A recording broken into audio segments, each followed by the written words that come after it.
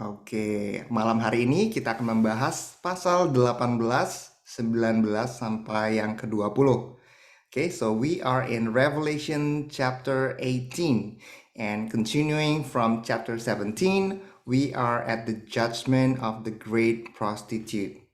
Melanjutkan bacaan kita dari pasal 17, kita akan membahas lebih lanjut mengenai penghukuman sang pelacur besar yang adalah kota Babel yang kita pelajari dari pasal 17 minggu lalu ya. Ya, kota Babel ini disebutkan sebagai kota yang penuh dengan kejahatan dan kenajisan. Nah, jadi kedua pasal ini sangat penting sekali karena Tuhan sampai sediakan dua pasal ya di sini.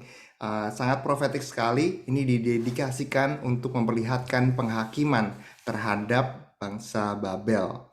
Oke, di akhir pasal 17 disebutkan ada ke-10 mahkota, yaitu ke-10 raja-raja atau 10 bangsa-bangsa dan sang antikris yang membakar kota Babel sebagai penggenapan rencana Allah. Nah, mari kita lihat apa yang terjadi berikutnya di Wahyu pasal 18 ayat yang pertama. Nah, nanti sama seperti minggu lalu saya minta tolong setiap pasal diwakili satu, minta tolong untuk bacakan di Alkitab. Jadi untuk pasal 18 ini mungkin saya minta tolong Brother Stanley untuk bacakan. Jadi nanti dari awal sampai akhir ya. Oke, siap.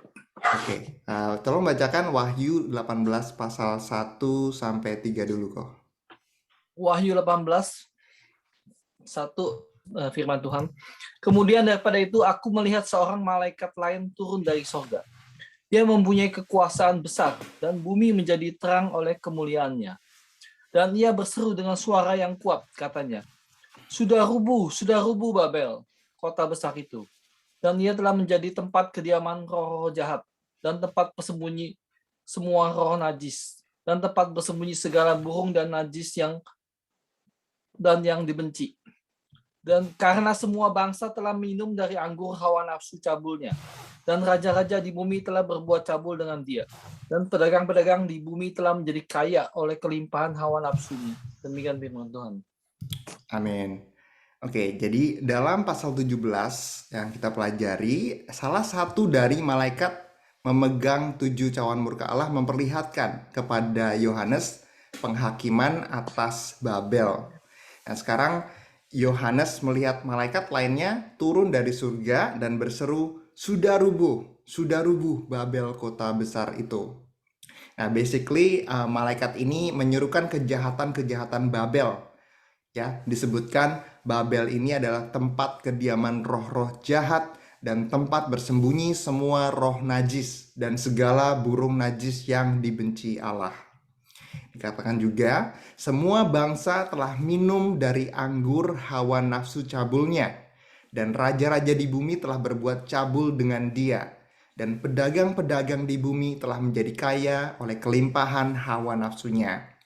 Nah, ini berbicara tentang segala aspek dunia, mulai dari ekonomi, politik, budaya ya yang telah tercemari oleh kejahatan dan kenajisan dari kota Babel. Oke, lalu tolong lanjutkan kok ayat 4 sampai 8. Firman Tuhan Wahyu 18 ayat 4. Lalu aku mendengar suara lain dari sorga berkata, pergilah kamu, hai umatku, pergilah daripadanya, supaya kamu jangan mengambil bagian dalam dosa-dosanya, dan supaya kamu jangan turut ditimpa malapetaka-malapetakannya. Sebab dosa-dosanya telah bertimbun-timbun sampai ke langit, dan Allah telah mengingat segala kejahatannya. Balaskanlah kepadanya, sama seperti dia juga membalaskannya, dan berikanlah kepadanya 2 kali lipat menurut pekerjaannya.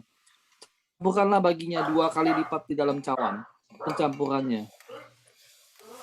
7 sampai lanjut 7. Iya, sampai 8. Oke, sorry. Berikanlah kepadanya siksaan dan perkabungan, sebanyak kemuliaan dan kemewahan yang telah ia nikmati. Sebab ia berkata di dalam hatinya, aku bertahta seperti ratu, aku bukan janda, dan aku tidak akan pernah berkabung. Sebab itu, segala malapetakannya akan datang dalam 1 hari, yaitu sampar dan perkabungan dan kelaparan, dan ia akan dibakar dengan api, karena Tuhan Allah yang menghakimi dia adalah kuat. Demikian firman Tuhan. Amin.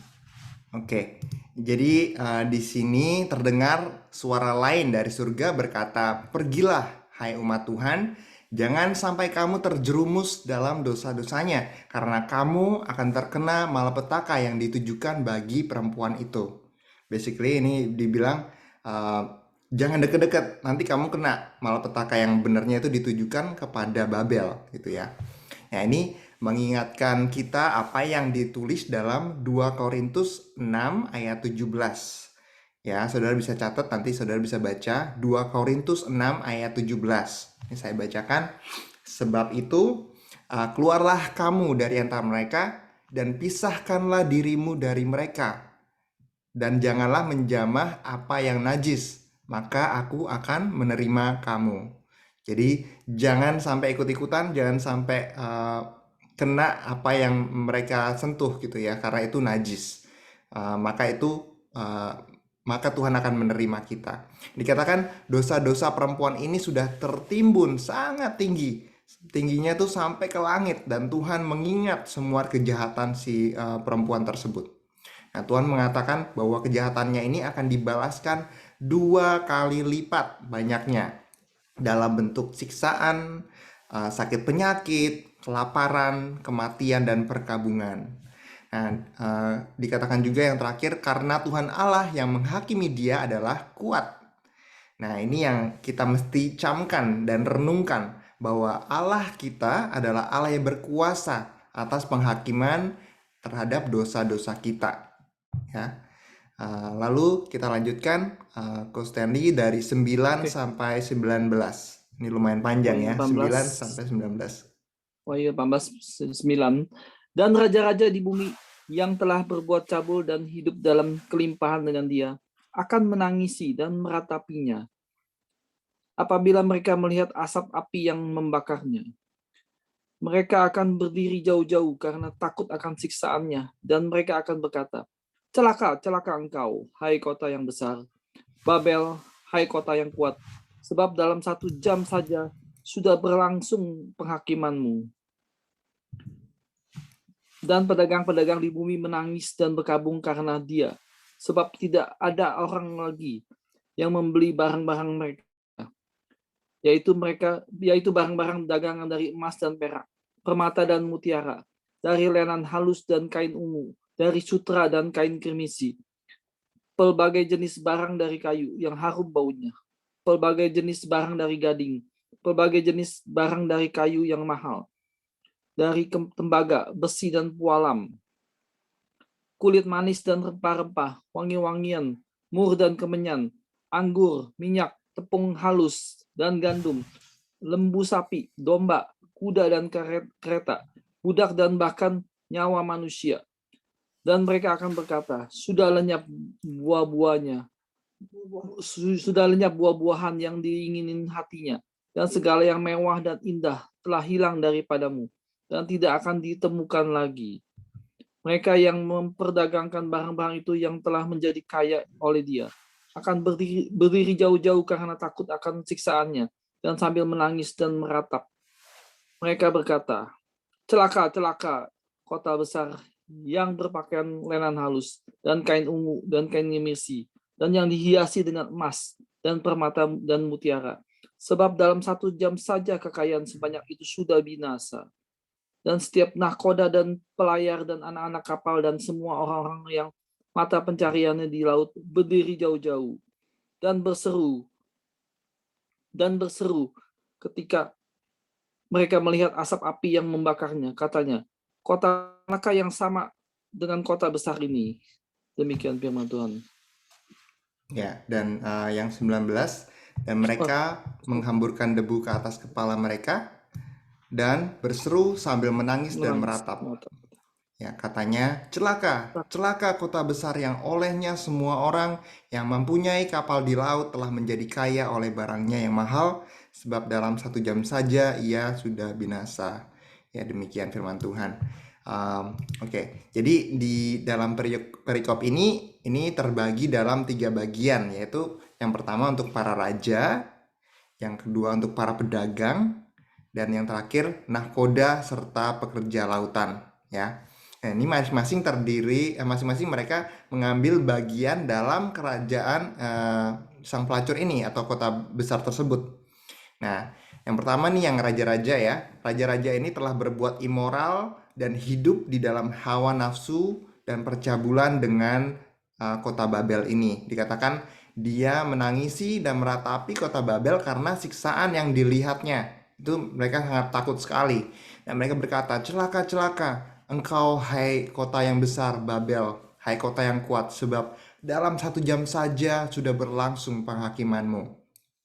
Lalu yang kedua, para pedagang. Para pedagang juga menangis dan meratap karena barang dagangan mereka nggak laku dan nggak ada yang membeli. Itu barang-barang mereka semua yang mahal-mahal, semua itu tidak jadi nggak jadi duit gitu ya. Nah, mereka dikatakan berdiri dari kejauhan saja karena mereka takut terkena siksaan yang diterima oleh kota Babel. Dan lagi mereka berkata, celaka, celaka kota besar yang berpakaian lenan halus dan kain ungu dan kain kirmizi yang dihiasi dengan emas dan permata dan mutiara. Sebab dalam 1 jam saja kekayaan sebanyak itu sudah binasa. Ini mereka sangat terkejut sekali bagaimana penghakiman Tuhan memusnahkan segala kekayaan Babel cuman dalam sekejap mata. Lalu yang terakhir dikatakan juga para nahkoda dan nelayan dan para pekerja laut meratapi dan menangisi kota Babel dari kejauhan dan berseru, celaka, celaka kota besar yang olehnya semua orang yang mempunyai kapal di laut telah menjadi kaya oleh barangnya yang mahal, sebab dalam 1 jam saja ia sudah binasa. Nah, ini di sini kita melihat bahwa Tuhan itu bisa mengubah keadaan itu cuman dalam sekejap mata. Ya, seperti yang dikatakan oleh Mazmur 30 ayat yang ke-6. Sebab sesaat saja ia murka, tetapi seumur hidup ia murah hati. Sepanjang malam ada tangisan, tapi menjelang pagi terdengar sorak-sorai. Ya, Tuhan Yesus bisa mengubahkan ratapan menjadi tarian cuman dalam sekejap saja, ya. Sebagai orang percaya, sesulit apapun kehidupan kita mau tetap percaya akan janji-janji Tuhan bahwa damai sejahtera dan sukacita Allah akan senantiasa ada bersama kita. Nah, dalam hal ini Tuhan mengubah kelimpahan dan kemabukan dan pesta pora dari bangsa Babel menjadi ratapan dan tangisan dalam sekejap mata. Ya, lalu tolong dilanjutkan kok yang pasal 18 ayat 20. Ya, 20 aja. Ya, Wahyu 18:20. Bersukacitalah atas dia, hai sorga, dan kamu, hai orang-orang kudus, rasul-rasul dan nabi-nabi, karena Allah telah menjatuhkan hukuman atas dia karena kamu. 21 Amin. dengan perikopnya, Babel tidak akan bangkit lagi. Ya, nanti sampai situ dulu ya kok. Oke. Oke. Jadi dalam ayat sebelumnya kita lihat orang-orang yang mengambil bagian dalam kejahatannya meratap dan menangis. Nah, di sini di ayat 20 ini kebalikannya. Dikatakan bersukacitalah atas dia hai surga dan kamu hai orang-orang kudus, rasul-rasul dan nabi-nabi karena Allah telah menjatuhkan hukuman atas dia karena kamu. Ini adalah Tuhan menepati perkataan dan janji-janjinya bahwa ia akan membalas segala kejahatan dengan keadilan dan kebenaran. Because our God is faithful. Oke, tolong dibacakan kok ayat 21 sampai 24. Oke. Dengan perikopnya, Babel tidak akan bangkit lagi. Wahyu 18:21. Dan seorang malaikat yang kuat mengangkat sebuah batu sebesar batu kilangan, lalu melemparkannya ke dalam laut, katanya. Demikianlah Babel kota besar itu. Akan dilemparkan dengan keras ke bawah, dan ia tidak akan ditemukan lagi. Dan suara pemain-pemain kecapi dan penyanyi-penyanyi, dan peniup-peniup seruling dan sangkakala tidak akan kedengaran lagi di dalammu. Dan seorang yang ahli dalam suatu kesenian tidak akan ditemukan lagi di dalammu. Dan suara kilangan tidak akan kedengaran lagi di dalammu. Dan cahaya lampu tidak akan bersinar lagi di dalammu. Dan suara mempelai laki-laki dan pengantin perempuan tidak akan kedengaran lagi di dalammu. Karena pedagang-pedagangmu adalah pembesar-pembesar di bumi. Oleh ilmu sihirmu semua bangsa disesatkan. Dan di dalamnya terdapat darah nabi-nabi dan orang-orang kudus. Dan darah semua orang yang dibunuh di bumi. Demikian firman Tuhan. Amin.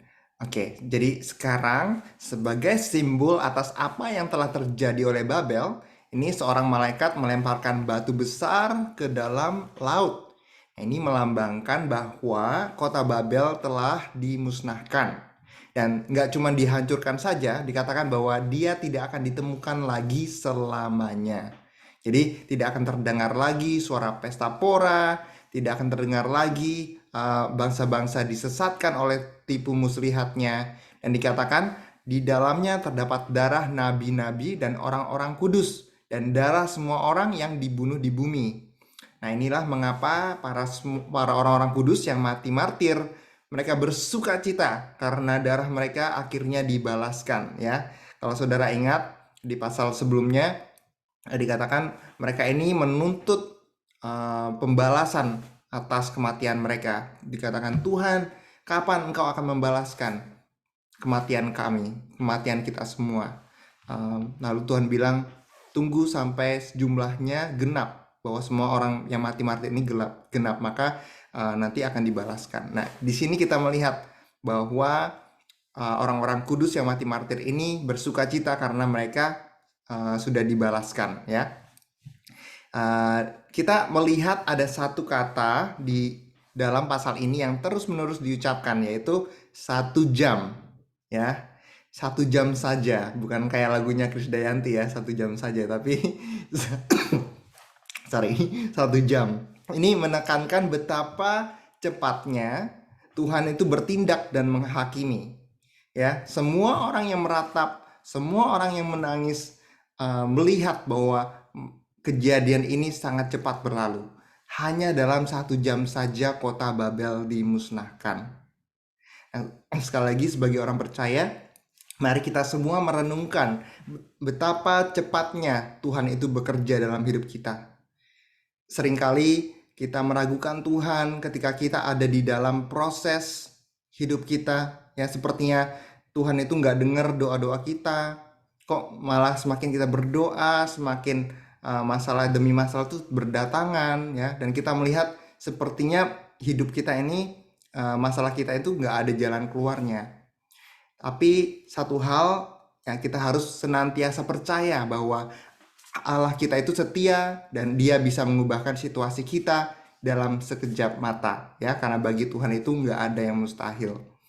So if you've been going through and praying and waiting, be encouraged that God knows. He sees our problem and his timing is always perfect. He can accomplish his will in a very swift moment. Haleluya. Amin. Amin. Kita beralih ke pasal 19. Kita akan belajar tentang perjamuan kawin anak domba. Tapi sebelumnya saya mau tanya, kira-kira saudara dari pasal 18 ada yang mau ditanyakan sebelum kita move on? Kecepatan nggak saya membahasnya? No, it's very good. Oke, awesome. Kalau gitu kita langsung beralih ke pasal 19. Saya mau minta tolong Sister Naomi, bisa nggak ya baca pasal 19? Oke. Mantap. Oke. Ayat berapa? Ayat 1 sampai 5. Oke. Nyanyian atas jatuhnya Babel. Kemudian daripada itu aku mendengar seperti suara yang nyaring dari himpunan besar orang banyak di surga. Katanya, haleluya, keselamatan dan kemuliaan dan kekuasaan adalah pada Allah kita. Sebab benar dan adil segala penghakimannya, karena ialah yang telah menghakimi pelacur besar itu, yang merusakkan bumi dengan percabulannya, dan ialah yang telah membalaskan darah hamba-hambanya atas pelacur itu. Dan untuk kedua kalinya mereka berkata haleluya. Ya, asapnya naik sampai selama-lamanya. Dan ke-24 tua-tua dan keempat makhluk itu tersungkur dan menyembah Allah yang duduk di atas tata itu. Dan mereka berkata, amin, haleluya.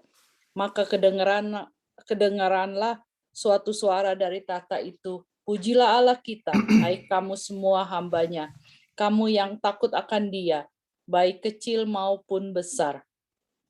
Amin. Oke, so we are in Revelation chapter 19. Ya, di kedua pasal sebelumnya kita melihat bagaimana penghakiman Tuhan atas Babel. Kita melihat bagaimana kota ini jatuh bersama semua orang yang mengambil bagian di dalam kejahatannya. Nah, ini adalah penghakiman Tuhan atas dosa-dosa manusia. Nah, di Wahyu 19 ayat 1 kita melihat di sini ada banyak suara di surga berseru haleluya. Keselamatan dan kemuliaan dan kekuasaan adalah pada Allah kita. Ini sekedar fun facts aja, saudara. Kata haleluya ini disebutkan di Alkitab cuma 4 kali dan adanya di Perjanjian Baru. Dan di Perjanjian Baru pun keempatnya ini cuma ada di Kitab Wahyu yang sedang kita baca sekarang, di pasal yang sedang kita baca juga. Jadi ini luar biasa sekali ya. Lalu haleluya ini dalam bahasa Ibrani ada yang tahu artinya apa? Kira-kira ada yang tahu?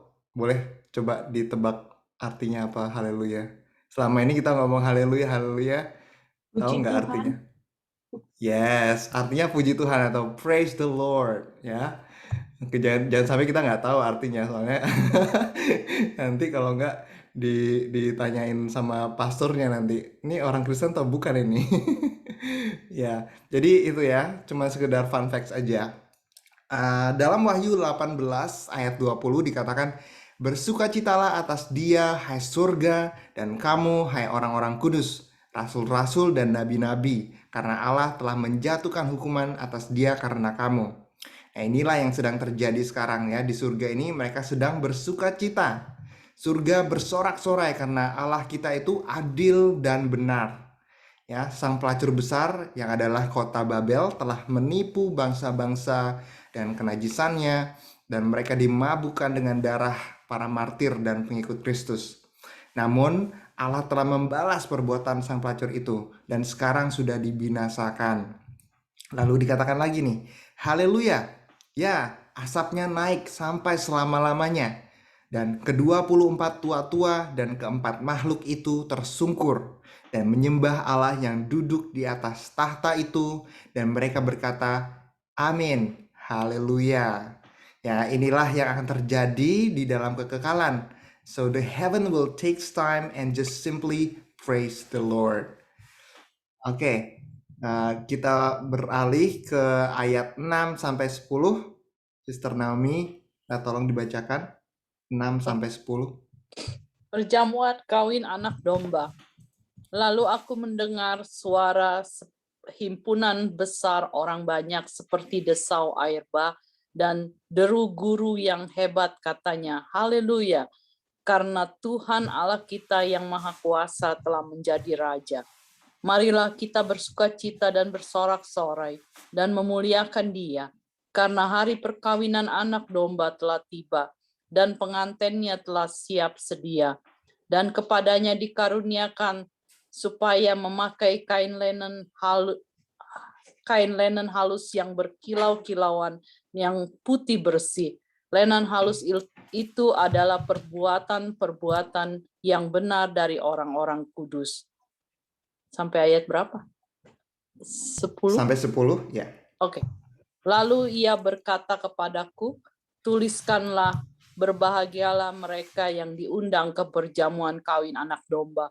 Katanya lagi kepadaku, perkataan ini adalah benar, perkataan-perkataan dari Allah. Maka tersungkurlah aku di depan kakinya untuk menyembah dia. Tetapi ia berkata kepadaku, janganlah berbuat demikian, aku adalah hamba, sama dengan engkau dan saudara-saudaramu yang memiliki kesaksian Yesus. Sembahlah Allah, karena kesaksian Yesus adalah roh nubuat. Haleluya. Oke, di sini Yohanes mendengar lagi nih suara orang banyak berseru, haleluya, karena Tuhan Allah kita yang Maha Kuasa telah menjadi raja. Marilah kita bersukacita, bersorak-sorai, dan memuliakan Dia, karena hari perkawinan anak domba telah tiba, dan pengantinnya telah siap sedia. Nah, disebutkan, dan kepadanya dikaruniakan kain lenan halus yang berkilau-kilauan yang putih bersih. Nah, ini mari kita highlight kata dikaruniakan atau diberikan di sini, karena kita itu nggak bisa memberikan atau menganugerahkan kekudusan kepada diri kita sendiri, ya. Kekudusan itu dikaruniakan Tuhan kepada kita melalui iman dan perbuatan kita. Dan ini dilambangkan oleh kain lenan halus yang berkilau-kilauan dan yang putih bersih. Nah, ini kalau kita baca sepanjang kitab Wahyu selalu disebutkan kain putih bersih, kain lenan yang halus, berkilauan dan putih bersih. Ini melambangkan kekudusan, ya. Kita baca di Efesus 5 ayat 25 sampai 27. Efesus 5 ayat 25 sampai 27. Ini saya bacakan.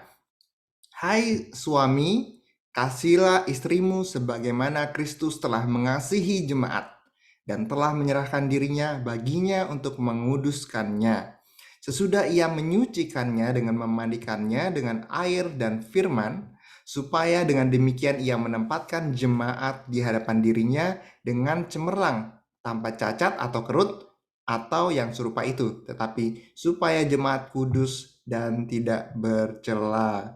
Ya, ini pada saat ini, di surga ini sedang terjadi perjamuan kawin anak domba. Ya, Yohanes menuliskan, berbahagialah mereka yang diundang ke dalam perjamuan kawin tersebut.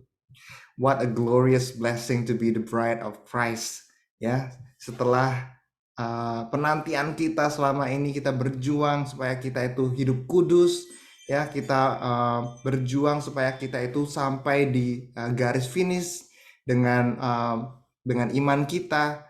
What a day of rejoicing that will be. Lalu dikatakan, kemudian tersungkurlah Yohanes di hadapan malaikat tersebut, namun sang malaikat berkata, aku cuman hamba. No, jangan sembah saya. Sama seperti engkau dan saudara-saudaramu, saya juga hamba. Sembahlah Allah, karena kesaksian Yesus adalah roh nubuat, the spirit of prophecy. Nah, seperti yang kita tahu bahwa kitab Wahyu adalah kitab nubuatan. Isinya adalah semua tentang nubuatan. Dan semua yang dinubuatkan dalam kitab ini mengarah dan menceritakan tentang Yesus Kristus. Oke, kita lanjut ke ayat 11 sampai 16, Naomi. 11 sampai 16. Firman Allah, lalu aku melihat sorga terbuka. Sesungguhnya ada seekor kuda putih. Ia yang menungganginya bernama yang setia dan yang benar. Ia menghakimi dan berperang dengan adil. Dan matanya bagaikan nyala api, dan di atas kepalanya terdapat banyak mahkota, dan padanya ada tertulis suatu nama yang tidak diketahui seorang pun kecuali ia sendiri. Dan ia memakai jubah yang telah dicelup dalam darah, dan namanya ialah Firman Allah. Dan semua pasukan yang di surga mengikuti dia. Mereka menunggang kuda putih dan memakai lenan halus yang putih bersih. Dan dari mulutnya keluarlah sebilah pedang tajam yang akan memukul segala bangsa. Dan ia akan mengembalakan mereka dengan gada besi, dan ia akan memeras anggur dalam kilangan anggur, yaitu kegeraman murka Allah yang maha kuasa. Dan pada jubahnya dan pahanya tertulis suatu nama, yaitu Raja segala raja dan Tuan di atas segala tuan. Haleluya. Ya. Iya, sampai 16 aja. Ini saudara, ini adalah ayat yang sangat saya tunggu-tunggu. Ini saya sampai baca ayat ini tuh berkali-kali dan saya renungkan, saya bayangkan, saya mengimajinasikan apa yang terjadi di dalam ayat ini. This is Jesus unveiled. Ya, ini adalah penglihatan Yohanes tentang kedatangan Tuhan Yesus yang kedua kali, yang akan datang dengan penuh kuasa dan kemuliaan. Ya, saudara, kalau saudara masih ingat di pasal 6, ketika Tuhan Yesus membuka materai pertama, itu Yohanes melihat kuda putih, dan dia yang menungganginya memakai panah dan mahkota. Nah, itu waktu itu bukan Tuhan Yesus ya, itu adalah roh dari spirit dari sang antikris. Ya, dia berusaha meniru mengimitate karya Tuhan Yesus, karya kedatangan Dia yang kedua kalinya. Tapi waktu itu tuh sebenarnya palsu, ya, itu nggak ada apa-apanya dibandingkan yang Yohanes lihat di sini. Lalu dikatakan ia yang menungganginya bernama yang setia dan yang benar. Oh, haleluya. Terpujilah nama Tuhan yang adalah setia dan benar. Kami bersyukur Tuhan karena Engkau senantiasa memegang janji-janjimu. Dikatakan ia menghakimi dan berperang dengan adil. Nah, ini sang antikris dan nabi palsu memerangi umat Tuhan dengan tipu daya. Tapi Tuhan Yesus di sini akan memerangi mereka dengan keadilan. Lalu matanya bagaikan nyala api, dan di atas kepalanya terdapat banyak mahkota, dan padanya ada tertulis satu nama yang tidak diketahui seorang pun kecuali ia sendiri, dan ia memakai jubah yang telah dicelup dalam darah. Nah, ini darah di sini ini melambangkan kemenangan Tuhan Yesus atas maut, ya. Dan Yohanes berkata bahwa namanya adalah Firman Allah. Nah, di sini Tuhan Yesus nggak datang sendirian, saudara. Dikatakan bahwa semua pasukan surga mengikuti Dia. Siapakah mereka ini? Siapakah pasukan surga ini? Mereka adalah orang-orang kudus dan para malaikat Tuhan. Ya, mereka nggak bawa senjata di sini karena di sini Tuhan Yesus dikatakan membawa sebilah pedang panjang yang adalah firman Tuhan, firman Allah. Yang dikatakan bahwa firman Allah akan memukul segala bangsa dan Yesus akan menggembalakan mereka dengan gada besi serta murka Allah. Lalu yang terakhir, dan pada jubahnya dan pahanya tertulis satu nama, yaitu Raja segala raja dan Tuan di atas segala tuan. Ya, saudara, seringkali kita itu membayangkan Tuhan Yesus sebagaimana waktu Dia inkarnasi di dunia, ya. Jadi sebagai bayi yang mungil gitu, yang lahir di kandang domba gitu kan. Tapi kita harus melihat Yesus sebagai raja di atas segala raja. He is the King of Kings and Lord of Lords. Kita harus melihat Dia sebagai otoritas, sebagai seseorang yang berkuasa, sosok yang luar biasa, yang penuh dengan kuasa dan kemuliaan. This is our Lord and Savior. He is mighty to save and mighty to deliver. Amen. Kita lanjutkan ke ayat 17 sampai 21. Ayat 17 sampai 21. Binatang serta nabinya dikalahkan.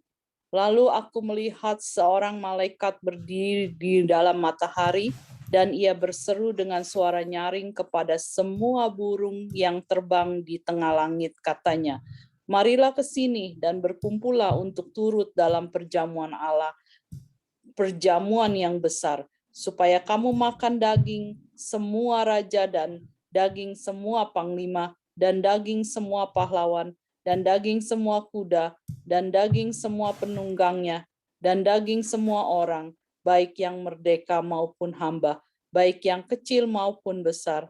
Dan aku melihat binatang itu dan raja-raja di bumi, serta tentara-tentara mereka telah berkumpul untuk melakukan peperangan melawan penunggang kuda itu dan tentaranya. Maka tertangkaplah binatang itu dan bersama-sama dengan dia nabi palsu yang telah mengadakan tanda-tanda di depan matanya. Dan dengan demikian ia menyesatkan mereka dan yang telah menerima tanda dari binatang itu, yang telah menyembah patungnya. Keduanya dilemparkan hidup-hidup ke dalam lautan api yang menyala-nyala oleh belerang. Dan semua orang lain dibunuh dengan pedang yang keluar dari mulut penunggang kuda itu. Dan semua burung kenyang oleh daging mereka. Serem amat. Ini serem banget ya. Memang ini di sini Yohanes melihat seorang malaikat berseru kepada burung-burung di langit. Katanya berkumpullah untuk turut dalam perjamuan besar Allah. Ia melihat sang antikris dan pemerintah bangsa-bangsa serta pasukannya bersiap untuk melawan pasukan Tuhan dalam perang besar yang disebut dengan Harmagedon. Kalau saudara lihat nanti di timeline itu ini perang Harmagedon ya. Di sini kita nggak lihat gimana prosesnya atau perang Harmagedon ini secara detail ya, nggak ada breakdown bagaimana pertempuran itu berlangsung.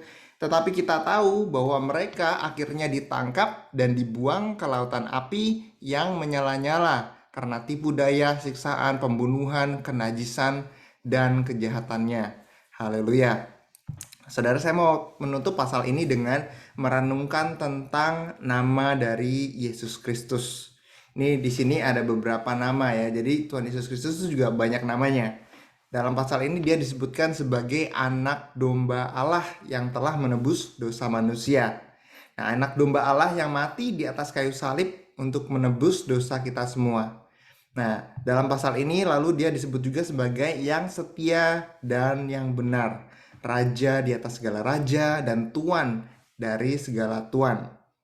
Saudara, saya berdoa supaya kita semua bisa mengenal Yesus sebagai anak domba Allah yang telah menebus dosa kita semua yang ada di kelas ini. Saya berdoa agar kita semua bisa melihat Tuhan Yesus sebagai Allah yang setia dan benar, supaya kita percaya akan janji-janji Tuhan dan karya-karyanya dalam hidup kita, supaya kita tuh senantiasa diperbaharui oleh kebenaran firman Tuhan. Dan yang terakhir saya mau berdoa supaya kita semua menyembah Yesus Kristus sebagai Raja di atas segala raja dan Tuan di atas segala tuan.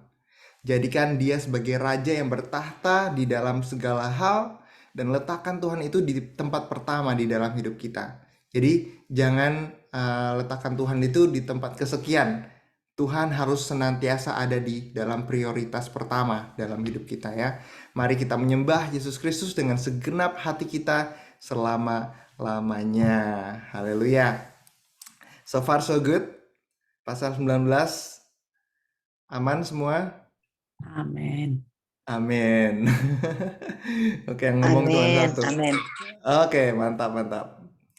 Oke, kalau sudah oke semua, kita mau lanjut ke pasal yang ke-20 ya. Pasal 20 ini kita akan belajar tentang Millennium Kingdom, tentang kerajaan 1000 tahun. Saya mau minta tolong, siapa yang mau volunteer untuk bacakan pasal 20?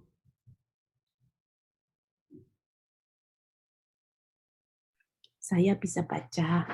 Oke, thank you Sister Didin. I expect you will say that.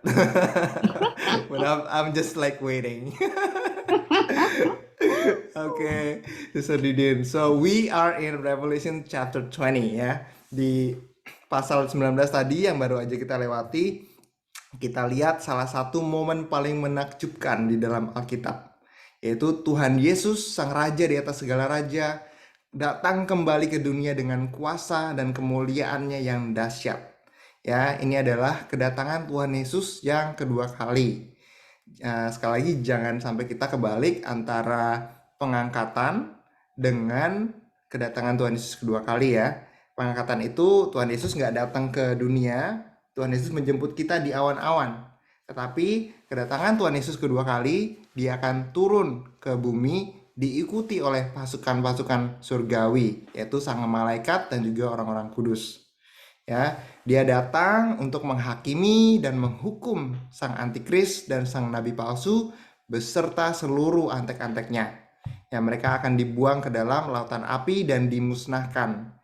Oke, mari kita lihat apa yang terjadi selanjutnya. Kita baca dari Wahyu pasal 20 ayat 1 sampai 3. Silakan Sister Didin, 1 sampai 3. Kerajaan 1000 tahun. Lalu aku melihat seorang malaikat turun dari surga memegang anak kunci jurang maut dan suatu rantai besar di tangannya. Ia menangkap naga si ular tua itu, yaitu iblis dan setan, dan ia mengikatnya 1000 tahun lamanya. Lalu melemparkannya ke dalam jurang maut dan menutup jurang maut itu dan memeteraikannya di atasnya, supaya ia jangan lagi menyesatkan bangsa-bangsa sebelum berakhir masa 1000 tahun itu.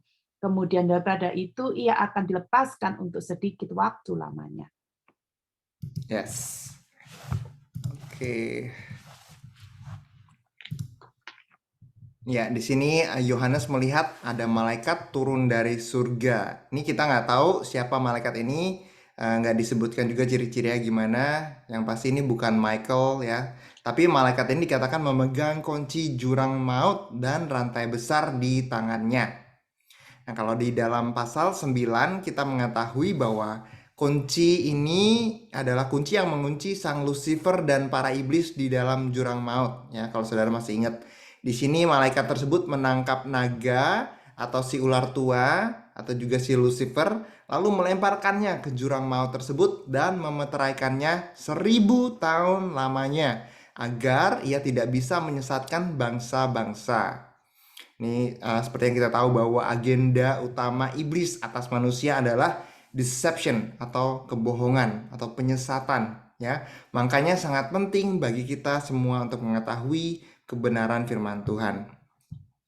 Oke, kita lanjut ayat 4 sampai 6. Ayat 4, lalu aku melihat tahta-tahta dan orang-orang yang duduk di atasnya. Kepada mereka diserahkan kuasa untuk menghakimi. Aku juga melihat jiwa-jiwa mereka yang telah dipenggal kepalanya karena kesaksian tentang Yesus dan karena firman Allah, yang tidak menyembah binatang itu dan patungnya, dan yang tidak juga menerima tandanya pada dahi dan tangan mereka, dan mereka hidup kembali dan memerintah sebagai raja bersama-sama dengan Kristus untuk masa 1000 tahun. Tetapi orang-orang mati yang lain tidak bangkit sebelum berakhir masa yang 1000 tahun itu. Inilah kebangkitan pertama. Berbahagia dan kuduslah ia yang mendapat bagian dalam kebangkitan pertama itu. Kematian yang kedua tidak berkuasa lagi atas mereka, tetapi mereka akan menjadi imam-imam Allah dan Kristus, dan mereka akan memerintah sebagai raja bersama-sama dengan Dia 1000 tahun lamanya. Amin. Amen. Oke, di sini Yohanes melihat tahta-tahta dan orang-orang yang duduk di atasnya. Ini kita nggak dibilang ya siapa mereka. Bisa jadi ini adalah ke-24 tua-tua yang duduk di sekitar tahta Allah, tapi kita nggak tahu pasti. Nah, lalu Yohanes melihat jiwa-jiwa para martir yang mati karena iman mereka kepada Kristus. Mereka adalah orang-orang yang tidak menyembah dan menerima tanda sang binatang atau sang antikris. Ya, Tuhan Yesus adalah sang juru selamat dan hidup. Dan mereka yang telah mati dibunuh, dibangkitkan bersama Kristus dan memerintah bersamanya selama 1000 tahun lamanya. Makanya disebutkan dengan kerajaan milenium ya. Masa 1000 tahun ini adalah momen yang penting di dalam pasal ini.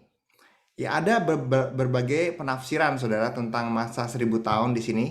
Ada yang percaya betul-betul bahwa Tuhan Yesus itu datang dan memerintah dan pemerintahan berlangsung selama 1000 tahun. Ada juga yang percaya bahwa Tuhan itu memerintahnya secara spiritual.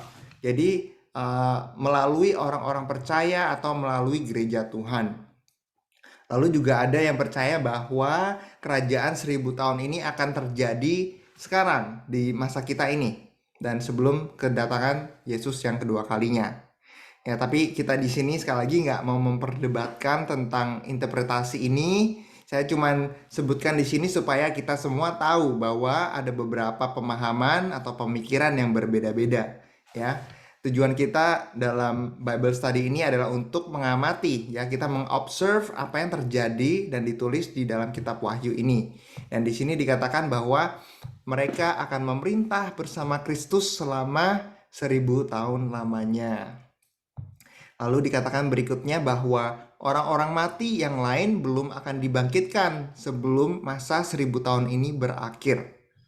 Nah, masa 1000 tahun ini disebut juga dengan kebangkitan pertama atau the first resurrection. Ini ditujukan kepada orang-orang kudus dan imam-imam Allah yang akan memerintah bersama Dia di surga. Nah, bagi orang-orang percaya, kematian kedua itu sudah tidak berkuasa atas kita, tidak berkuasa atas mereka. Jadi kita bisa baca lebih lanjut tentang kematian kedua ini, tentang kebangkitan di Yohanes 5 ayat 24 sampai 29. Nanti kalau saudara sempat silakan dibuka Yohanes 5 24 sampai 29. Saya bisa bacakan cepat aja. Yohanes 5 ayat 24-29 berkata, Aku berkata kepadamu sesungguhnya, barang siapa mendengar perkataanku dan percaya kepada Dia yang mengutus aku, ia mempunyai hidup yang kekal dan tidak turut dihukum, sebab ia sudah pindah dari maut ke dalam hidup. Aku berkata kepadamu, sesungguhnya saatnya akan tiba dan sudah tiba bahwa orang-orang mati akan mendengar suara Anak Allah, dan mereka yang mendengarnya akan hidup. Sebab sama seperti Bapa mempunyai hidup dalam dirinya sendiri, demikian juga diberikannya Anak mempunyai hidup dalam dirinya. Dan ia telah memberikan kuasa kepadanya untuk menghakimi, karena ia adalah Anak manusia. Janganlah kamu heran akan hal itu, sebab saatnya akan tiba bahwa semua orang yang ada di dalam kuburan akan mendengar suaranya. Dan mereka yang telah berbuat baik akan keluar dan bangkit untuk hidup. Tetapi mereka yang telah berbuat jahat akan bangkit untuk dihukum. Wah, ini connect banget ya sama Wahyu ya. Oke, kita bacakan pasal 20 ayat 7 sampai 10. Iblis dihukum, dan setelah masa 1000 tahun itu berakhir, iblis akan dilepaskan dari penjaranya, dan ia akan pergi menyesatkan bangsa-bangsa pada keempat penjuru bumi, yaitu Gog dan Magog, dan mengumpulkan mereka untuk berperang, dan jumlah mereka sama dengan banyaknya pasir di laut. Maka naiklah mereka ke seluruh dataran bumi, lalu mengepung perkemahan tentara orang-orang kudus dan kota yang dikasihi itu. Tetapi dari langit turunlah api menghanguskan mereka, dan iblis yang menyesatkan mereka dilemparkan ke dalam lautan api dan belerang, yaitu tempat binatang dan nabi palsu itu, dan mereka disiksa siang malam sampai selama-lamanya. Amin. Oke, jadi kita tahu bahwa sang iblis dikunci ya di dalam jurang maut selama 1000 tahun. Nah, di sini Yohanes fast forward, saudara, sampai kerajaan 1000 tahun itu selesai. Dan sang iblis kembali dilepaskan. Tapi cuma sebentar aja. Dia dilepaskan untuk menyesatkan bangsa-bangsa dan berperang melawan orang-orang kudus. Nah, kita lihat di sini begitu dia dilepasin langsung saat itu juga langsung dia menyesatkan bangsa-bangsa. Why? Because it's just who he is. Dia memang karakternya seperti itu. Dia adalah Allah, Bapa penyesat, Bapa segala kebohongan. Dan sang iblis ini mengumpulkan pasukannya yang banyak dan berperang melawan orang-orang percaya. Ini disebut juga dengan perang Gog dan Magog. Kalau saudara lihat pernah baca di Yeskel, dikatakan bahwa Gog dan Magog ini adalah musuh besar bangsa Israel. Dikatakan mereka mengepung perkemahan tentara orang-orang kudus dan kota yang dikasihi itu. Siapakah kota yang dikasihi itu? Ada yang tahu? Mungkin ada yang bisa tebak. Kota apa ini? Nggak ada yang tahu. Ini adalah kota Yerusalem ya. Disebut juga dengan The New Jerusalem. Ini kota Yerusalem baru. Nah, biasanya kalau satu kota dikepung, berarti udah alamat bakal dikalahin. Tetapi nggak di sini. Kembali Tuhan membalikan keadaan dan situasinya. Dia menurunkan api dari langit dan menghanguskan mereka. Ini terjadi sangat cepat, saudara. Ya, dan kali ini sang iblis dilemparkan ke dalam lautan api yang sama di mana sang antikris dan sang nabi palsu itu juga dibuang. Ya, mereka akan disiksa siang dan malam sampai selama-lamanya. Dan dengan ini berakhirlah segala tipu daya, kejahatan, kenajisan, kebohongan dan muslihat sang iblis untuk menyesatkan umat manusia. Ini udah tamat riwayatnya sampai di sini, saudara. Ya, ini setelah sekian lama dia menyesatkan, membawa kehancuran bagi manusia, dan membawa maut bagi manusia, akhirnya dia dikalahkan di sini, saudara. Oke. Haleluya. Kita baca 11-15 tentang penghakiman tahta putih. Hukuman yang terakhir. Lalu aku melihat suatu tahta putih yang besar dan Dia yang duduk di atasnya. Dari hadapannya lenyaplah bumi dan langit dan tidak ditemukan lagi tempatnya. Dan aku melihat orang-orang mati besar dan kecil berdiri di depan takhta itu. Lalu dibuka semua kitab. Dan dibuka juga sebuah kitab lain, yaitu kitab kehidupan. Dan orang-orang mati dihakimi menurut perbuatan mereka, berdasarkan apa yang ada tertulis di kitab-kitab itu. Maka laut menyerahkan orang-orang mati yang ada di dalamnya, dan maut dan kerajaan maut menyerahkan orang-orang mati yang ada di dalamnya, dan mereka dihakimi masing-masing menurut perbuatannya. Lalu maut dan kerajaan maut itu dilemparkanlah ke dalam lautan api. Itulah kematian yang kedua, lautan api. Dan setiap orang yang tidak ditemukan namanya tertulis di dalam kitab kehidupan itu, ia dilemparkan ke dalam lautan api itu. Haleluya. Oke, so di dalam pasal 4, Yohanes melihat ada tahta ya, dan siapa yang duduk di atasnya. Dan kali ini dia melihat satu tahta putih yang besar, dan dia yang duduk di atasnya. Siapakah dia? Dia adalah Tuhan Yesus Kristus, ya. Dan Tuhan Yesus Kristus di sini memegang kuasa penghakiman. Lalu Yohanes melihat orang-orang mati berdiri di depan tahta tersebut. Mereka ini adalah orang-orang yang tidak percaya atau non-believers. Ya, nggak seperti orang-orang kudus yang ada di surga, yang lainnya di sana menyembah Allah. Mereka berdiri di sana diam aja, saudara, tapi untuk menunggu penghukuman. Ya, ini dikatakan sebuah kitab terbuka dan mereka dihakimi sesuai dengan perbuatan mereka yang tertulis di dalam buku tersebut. Jadi segala sesuatu yang kita perbuat di dunia ini direkam di dalam buku tersebut, saudara. Jadi kapan kita berbuat amal, segala perbuatan baik, segala perbuatan buruk kita itu ada di dalam buku tersebut. Nggak ada satupun yang tidak ditulis. Lalu terbuka juga buku yang lain, yaitu buku kehidupan. Dikatakan lautan dan kerajaan maut menyerahkan orang-orang mati yang ada di dalamnya, dan mereka sekarang berdiri di hadapan tahta putih untuk dihakimi. Jadi kalau misalnya ada orang yang tidak tertulis namanya di dalam buku kehidupan ini, mereka akan dilemparkan ke dalam lautan tersebut, yaitu kematian yang kedua. Nah, kita diberitahu di ayat ke-6 bahwa kematian kedua itu tidak berkuasa atas orang-orang percaya.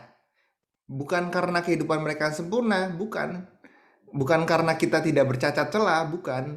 Tetapi karena darah anak domba yang telah membasuh dosa-dosa kita semua, yang telah membasuh dosa-dosa mereka dan melayakkan mereka. Sebenarnya kita tuh nggak layak sama sekali, saudara. Kalau misalnya Tuhan Yesus nggak mati untuk kita, maka kita sudah mati oleh maut, kematian kekal, ya, kematian kedua. Tapi karena kita percaya bahwa Tuhan Yesus telah menyelamatkan kita dari maut, maka dosa-dosa kita diampuni. Nah, sedangkan untuk para non-believers, mereka nggak pernah mengakui bahwa Kristus itu adalah sang penyelamat mereka. Jadi upah mereka adalah maut, kematian kedua, dan mereka harus menanggung sendiri dosa-dosa mereka. Bayangkan, saudara, kita tuh sama sekali nggak layak ya, tapi Tuhan mengkaruniakan kasih-Nya kepada kita, walaupun kita nggak layak sebenarnya. Sebenarnya kita layak untuk dihukum. Tetapi di sini dikatakan, karena mereka tidak percaya, maka mereka harus menanggung sendiri dosa-dosa mereka. Itu mengerikan sekali. Ya, upah mereka adalah maut. Lalu maut dan kerajaan maut itu dilemparkan ke dalam lautan api, di mana sang naga, sang binatang, dan sang nabi palsu itu dibuang. Lautan api tersebut adalah kematian kedua. Kematian pertama itu adalah kematian kita di bumi. Kalau kita meninggal di dunia ini, itu adalah kematian kita pertama. Nah, bagi orang-orang percaya, kematian pertama itu adalah transisi kita dari bumi masuk ke dalam hadirat surga, ke dalam hadirat Tuhan. Di dalam Wahyu 2 ayat 11 dikatakan, barang siapa menang, ia tidak akan menderita apa-apa oleh kematian yang kedua. Dan setiap orang yang tidak ditemukan namanya tertulis di dalam kitab kehidupan, ia akan dilemparkan ke dalam lautan api itu. Ini kita udah selesai membaca ayat pasal 20. Ini sebagai closing, kita mau merenungkan satu hal, yaitu sebagai pengikut Kristus kita percaya bahwa Allah kita tuh maha adil dan maha benar. Dan saya berdoa saudara melalui pesan yang disampaikan malam hari ini, kita akan semakin giat lagi memberitakan Injil Kristus. Kita bisa mulai dari keluarga kita, dari teman-teman kita, bahkan musuh kita sekalipun juga kita harus doakan supaya mereka boleh mengenal Kristus. Saudara, kita gimana caranya supaya kita bisa mengenalkan Kristus? Kita minta pertolongan dari Roh Kudus untuk berikan kepada kita hikmat kebijaksanaan untuk bisa melembutkan hati mereka supaya mereka mau menerima kebenaran dan bahwa keselamatan itu hanya ada di dalam Tuhan Yesus Kristus. Tuhan Yesus, terima kasih Tuhan untuk malam hari ini. Bakar hati kami ya Bapa, berikan kepada kami keberanian untuk memberitakan Injil, memberitakan kebenaran firman Tuhan, bahwa hanya melalui Tuhan Yesus saja ada keselamatan, bahwa di dalam nama Tuhan Yesus Kristus kami semua boleh hidup di kekekalan. You are the way, you are the truth and the life, so that we can be saved from the second death, to live with you and your glorious presence forever and ever. Amen. Haleluya.